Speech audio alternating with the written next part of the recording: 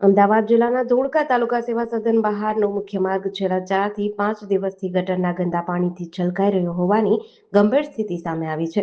તાલુકા સેવા સદનમાં વિવિધ કામકાજ માટે આવતા ગ્રામ્ય વિસ્તારના લોકો ગંદકી અને દુર્ગંધ વચ્ચે પસાર થવા મજબૂર બન્યા છે. સ્થાનિક સૂત્રોના જણાવ્યા મુજબ સેવા સદન બહાર ગટરનું પાણી સતત રસ્તા પર ફરી વળતા લોકો માટે ભારે હાલાકી સર્જાય છે. ખાસ કરીને 7/12ની નકલ, આવકના દાખલા અને જાતિના દાખલા સહિત સરકારી કામ માટે દૂર દૂરથી ગામડાઓમાંથી આવતા નાગરિકોને ગંદા પાણીમાંથી પસાર થવું પડે છે. કાળઝાળ ગરમી વચ્ચે ગટરના પાણીની દુર્ગંધથી લોકો ત્રાહિમામ પોકારી ગયા છે.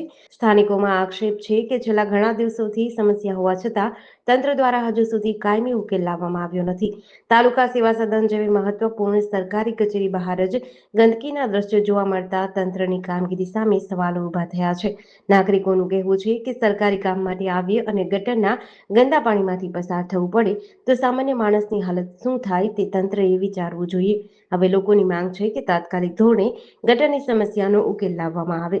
જેડીસી ન્યૂઝ સાથે મુકેશ ધલવાણિયા, ધોળકા.